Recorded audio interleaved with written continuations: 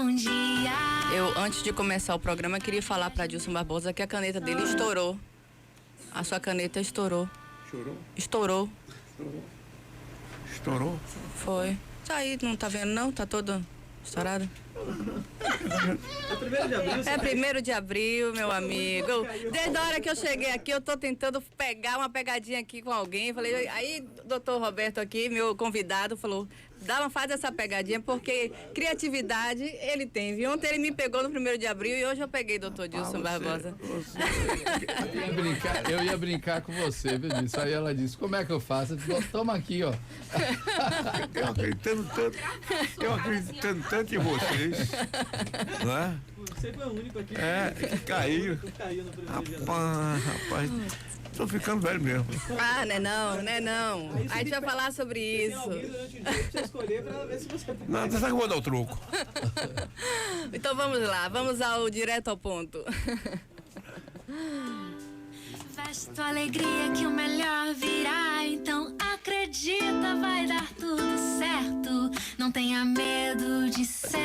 E é isso aí, o 1º de abril deixou de ser uma brincadeira, né? Antigamente era um dia de brincadeiras, onde a gente pegava um colega e fazia uma brincadeira leve como essa. E passou a ser, hoje em dia, crime, né? Crime de calúnia, defamação, injúria. Porque muitas vezes, com o advento da rede social, uma mentira toma uma proporção muito grande. E é sobre isso que nós vamos conversar com o advogado Roberto Cajado, para falar sobre fake news e essa questão do se é crime ou não e de que forma as pessoas que estão sofrendo neste momento com algum tipo de calúnia, defamação, enfim, vítima da mentira, pode agir, entrar com ação. Seja bem-vindo ao Direto ao Ponto, doutor Roberto Cajado.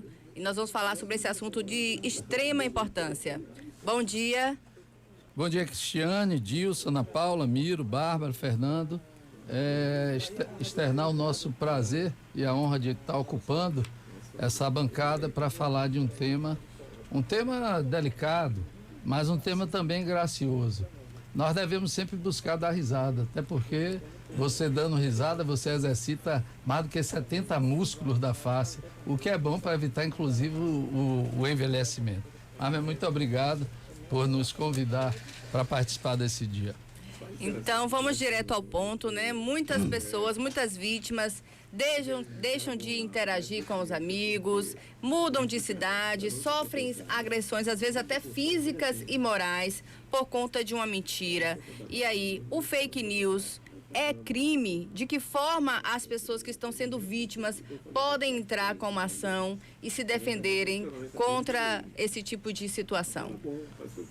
Bom, nós temos, na verdade, a nossa legislação, o nosso Código Penal ainda não tipificou o fake news, tá? Todavia, ele é enquadrado nos crimes de injúria, calúnia e difamação. Ele pode ser enquadrado nisso, assim como também pode ser enquadrado no nosso Código Eleitoral ou na Lei 9.504 de 97, que regula as eleições. Nós temos que ter muito cuidado com a divulgação da notícia. É por isso que é sempre conveniente você buscar a fonte que está lhe fornecendo, se é fidedigno ou não, e se certificar de quem também lhe enviou antes de estar reproduzindo, de estar multiplicando, que esse é o grande lance. Na verdade, a fake news, ela consiste numa construção de uma narrativa falsa, né, e infundada, cuja intenção é levar o ouvinte ou o receptor, tá certo, da recepção ao engano. Você, na verdade, está sendo enganada por meio de uma fonte, em primeiro plano, fidedigna. Você recebe uma mensagem no seu WhatsApp, você começa a divulgar, você crê que aquilo ali é fidedigno, quando, na verdade, ela tem um objetivo de lhe utilizar também para que você esteja enganando outras pessoas. Por que eu digo isso? Porque ela é vinculada à persuasão, à disseminação de informações mediante o gerenciamento de emoções, a fim de sensibilizar o outro a agir. Como é que eu te sensibilizo? É você pegando o seu WhatsApp aqui e reproduzindo nos seus grupos essa mensagem que em princípio é falsa, e você começa a difundir de forma natural essa mensagem. ela são disseminadas nas redes sociais e com a colaboração de programas, né? Computacionais ou algoritmos, meio pelo qual ela ganha o respaldo e a legitimidade para ser divulgada. Por isso é que você, a princípio, você quando vê a notícia diz, não, a notícia é fidedigna, vamos divulgar. E quando você examina a fonte ou o conteúdo dela, você chega à conclusão que ela é falsa. Aí o dano já foi feito, né? O dano já foi provocado. E essa pessoa que reproduziu, ela também responde? Ela pode responder por A fonte da notícia... A fonte da notícia a gente já sabe. Sim. Mas quem reproduziu, quem repassou essa informação? Aí é uma questão processual. Aí você tem que verificar qual é o relacionamento. Eu, por exemplo, pego a notícia e repasso, acreditando que eu estou fazendo bem. Tem outras pessoas que não, já estão ali apostos para recepcionar aquela notícia e simplesmente a transmitir da maior forma possível. Essa participa do ilícito. Outras pessoas, de forma voluntária, elas transmitem sem, entretanto, ter a intenção. E sem intenção, nós não podemos ser considerados culpados. O senhor começou falando que o Código Penal ainda não prevê a fake news como um crime, não é isso? Isso. Isso dá margem para que as pessoas continuem praticando. Nós temos casos, N casos que a gente poderia citar aqui, inclusive de governantes que se utilizaram dessa ferramenta, né, durante as eleições para angariar votos e conquistar a massa, né? Verdade. Será que isso acontece porque não existe esse código penal? Não. Com certeza não. A repercussão dessa propagação falsa, da notícia falsa, do fake news, ela hoje está situada em todos os campos. O campo da moral, o campo social, político, econômico, tá? E no campo social também ela causa dano. Por isso que ela é muito divulgada, principalmente nessas épocas de eleição, período eleitoral, a gente precisa ter cuidado. Ela não tem tipificação ainda no Código Penal. Todavia, ela tem buscado, o legislador e o aplicador da lei tem buscado nos crimes tipificados como calúnia, injúria e difamação, a correlação para o enquadramento do ilícito e aí aplicar a punibilidade. Além desses 3 ilícitos penais, nós temos também algumas sanções previstas no Código Eleitoral, que você faz o liame entre os dois, e também na própria lei que regula as eleições, que é de 2017. É importante frisar que em 2007, eu creio que 2007 foi o ápice da configuração da fake news. Inclusive, quando aquele dicionário britânico Collins, ele passa a constar o que é fake news, constando fake news como notícia falsa. A partir daí, ela passa a ter uma difusão, você começa a se aparelhar, e nesse aparelhamento para a divulgação da notícia falsa é que você caracteriza o ilícito penal. Então vamos falar daquilo que nós temos em mãos no Código Penal, que é calúnia, injúria e defamação. O que seria então a calúnia, doutor Roberto Cajado? Bom, caluniar alguém é imputar-lhe falsamente, tá certo, um determinado fato. Você pode ter a calúnia simplesmente nós chegarmos aqui agora, vai sumir um celular, eu vou dizer, a Bárbara furtou um celular, né? Então, me perdoe aí o exemplo, viu, Bárbara? Mas isso aqui, nós estamos fazendo uma calúnia, né? Estou imputando um fato a uma pessoa que efetivamente, né? É uma configuração grosseira, mas ela é bastante presente para fixar a ideia daquilo que nós não podemos fazer, certo? A legislação, como ela é abstrata, ela está ali numa prateleira e você, com um fato concreto, você vai naquela prateleira, nós temos um arcabouço de legislação intenso no nosso direito, você chega lá, pega aquilo de forma abstrata e aplica no caso concreto. Dilson sabe muito bem isso, porque ele, como advogado militante que é, né, que de décadas aí, ele aplicou muito isso aí, tá certo? Então nós temos que ter cuidado com essas afirmações ou não só afirmação, com essa acusação, porque é isso que vai caracterizar o ilícito. A gente precisa ir direto ao ponto. A injúria e a difamação, né? É quando alguém imputa um fato ofensivo à sua reputação. Qual seria a pena para esta pessoa, né? E também a injúria. A injúria é alguém ofendendo a dignidade ou o decoro de outra pessoa. Então, eu gostaria que o senhor fosse falar sobre qual é a penalidade para quem comete esses crimes. A calúnia, ela é tipificada no artigo 138, a pena é detenção de 6 meses a 2 anos. Já na difamação, nós temos uma pena de 3 meses a 1 ano, além da multa. E na injúria, nós temos uma pena de detenção de 1 a 6 meses ou multa. Evidentemente que nós temos que verificar a potencialidade ofensiva do delito. E em decorrência da potencialidade ofensiva, você tem algumas penas alternativas também que pode ser aplicada. A difamação, você já imputa a outro um fato ofensivo à reputação.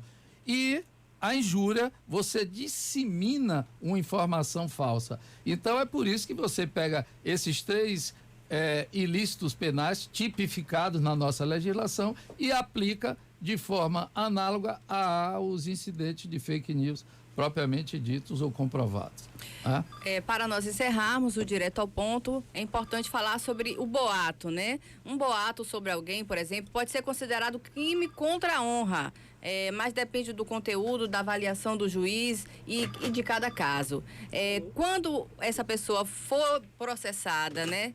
De que forma uma pessoa que está sofrendo isso neste momento, sofreu uma injúria, uma difamação, uma calúnia, está sendo vítima nas redes sociais de fake news, as pessoas infelizmente estão sendo assim, eu falo, Dilson Barbosa, que as pessoas estão perdendo meio que o amor ao próximo, começam a difamar mesmo nas redes sociais, porque a notícia ruim se espalha, a notícia boa para a gente conseguir alcançar um número maior de pessoas é super difícil, mas a notícia ruim ela se espalha de forma rápida e para a vítima conseguir reverter essa situação é sempre mais difícil, não é isso, doutor Cajado?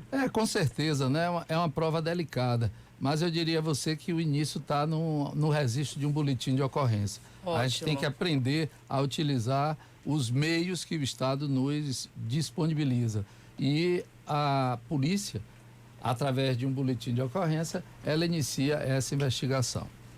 Eu gostaria também de lhe dizer aqui que o Dia da Mentira, ele, 1º de abril, ele é praticado em todo mundo e ele serve para brincar, para participar, para você inclusive interagir. Né? Se iniciou na Idade Média ou não, o fato mais concreto é que na França, no século XVI, o rei Carlos, quando ele adota o calendário gregoriano, aí ele passa o ano novo a ser 1º de janeiro, você muda, e existia aquela falsa ideia que de 25 de março a 1º de abril, que era comemorado anteriormente, várias pessoas na corte continuavam com aquela ideia, e aí você mandava notícia falsa, dizendo que ia ter festa, etc. Aqui entre nós, e me permita, já avançando o tempo, nós temos aqui, talvez Dilson, deve ser da época de Dilson, tinha um periódico em Minas, A Mentira, que publica a morte de Dom Pedro, né?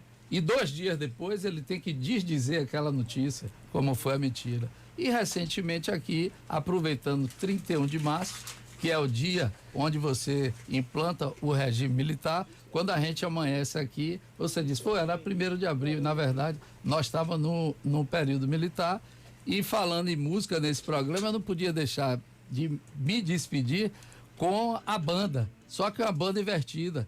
Quando você vem o 1º de abril, e aí o brasileiro, que é muito criativo, ele diz, era 1º de abril, estava andando ao léu e me disseram, o Brasil virou um grande quartel. Botaram um tal de Castelo à frente do pelotão que só sabia assinar atos de revolução. A macacada toda se animou, o povo todo pelo cano entrou e a gurilada toda se apresentou para ser ministro, prefeito e também governador. E aí vai embora, a gente vai seguindo. Aproveitando, viu, já que vocês brincaram, o maior mentiroso que tinha na região do Nordeste, aí lá por lado do Ceará, Chico Mentiroso. Aí o prefeito da cidade, contando Chico Mentiroso, me conta a mentira do dia. Ele disse, posso não, seu João, porque um amigo meu morreu e hoje eu vou pro sepultamento dele, então hoje eu não posso contar mentira não, em homenagem ao meu amigo que morreu. Na outra semana o prefeito encontra o que ele disse que tinha morrido. Mas Chico, você disse que fulano tinha morrido, enquanto você não viu, só não pediu para contar uma mentira? E aí? É verdade. E é dessa forma. Mas o Henrique, o Carlos Henrique mandando um abraço para Roberto, ele disse que ele era soldado e Roberto era tenente no exército, e agora o Bom Dia Feira tem o sargento Goiabinha, né? Eu tenho também o soldado, o sargento e o tenente. Então tá ótimo. Retribua o abraço. Gente, Segura muito boa. obrigada. Eu quero agradecer a doutor Roberto Cajado por, dar essa aula pra gente aqui em poucos minutos. Agradecer a todos pela audiência. Esse 1º de abril foi bem leve, bem tranquilo e continuamos, amém, né, Paulinha? Que o mês seja assim também, que esse primeiro continue sendo assim ao longo dos outros 30 dias de abril. Nós é que agradecemos. E é bom ver o estúdio assim, repleto nesse ambiente. Isso significa que o amor está presente nos corações, né? Que Deus abençoe e a gente continue nessa jornada aqui. Muito obrigado, foi um prazer estar aqui com todos vocês. Bom, e para terminar, vou dar um aumento salário para todo mundo. Né? Oh, meu Deus do céu! Será que eu tô dentro desse negócio aí? É 1º de abril, hein? É 1º de abril, né? Falei a verdade. Ou mentira? O que você quer? Depende de abril. É fato ou fake? Aqui não é fato, nem fake, nem nada. Aqui é irreal. Irreal. Não é real não, viu? Não é real não, é o irreal, é o antirreal. Ok, esse foi mais um Direto ao Ponto com Cristiane Melo. Na próxima sexta estaremos de volta. Um grande abraço e sextou! Você ouviu no